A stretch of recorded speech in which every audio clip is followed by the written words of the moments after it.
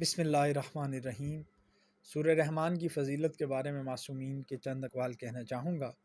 امام موسیٰ کاظم علیہ السلام نے ارشاد فرمایا ہے کہ جناب رسول خدا صلی اللہ علیہ وآلہ وسلم فرماتے ہیں کہ ہر چیز کے واسطے ایک عروس ہے اور قرآن کریم کی عروس سورہ رحمان ہے۔ اور امام جعفر صادق علیہ السلام نے فرمایا ہے کہ سورہ رحمان کا پڑھنا ترک مت کرو، یہ سورہ منافقون کے دلوں میں نہیں ٹھہرتی ہے، اور قیامت کے روز یہ سورہ اپنے پروردگار کے روبرو خوبصورت آدمی کی شکل میں ہو کر ایسے آئے گی اور جو مقام زیادہ قریب ہے وہاں کھڑی ہوگی، اور کہتے ہیں کسی کو ایسا مرتبہ حاصل نہ ہوا کہ وہاں کھڑا ہو۔ بس خدا تعالیٰ خطاب کرے گا کہ اس سورہ کو کون کون آدمی دنیا میں ہمیشہ تلاوت کرتا تھا، اور وہ سورہ کہے گی فلاں فلاں۔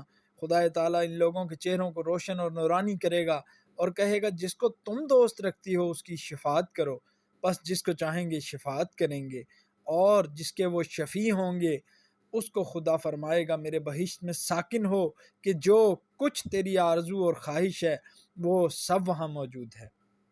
ایک دوسری روایت ہے کہ امام جعفر صادق علیہ السلام نے فرمایا ہے کہ جو کوئی سورہ رحمان کو پڑھے اور فبأي آلاء ربكما تكذبان کے بعد لا بشيء من آلائك ربك ربی اکذب کہے، پس اگر رات کو پڑھا ہے تو مرے گا تو شہید، دن کو پڑھا ہے اور اگر مر جائے تو شہید، اور جمعے کے روز سورہ رحمان کے پڑھنے کی اور فبأي آلاء ربكما تكذبان کے بعد لا بشيء من آلائك ربی اکذب کہنے کی بہت تاکید اور ثواب ہے۔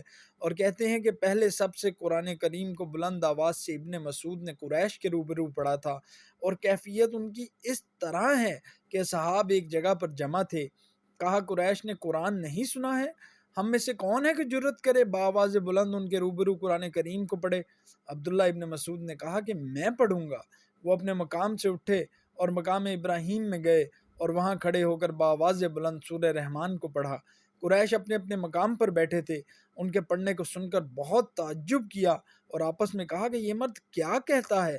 بس چند آدمی ان میں سے گئے اور وہ اسی طرح پڑھتے تھے اور پڑھنے سے بعد نہیں آتے تھے، یہاں تک کہ کئی آیتیں پڑھ کر وہاں سے پھرے، اور صاحب نے کہا کہ ہم میں ایسی جرت قرآن کے پڑھنے کی کوئی نہیں کر سکتا۔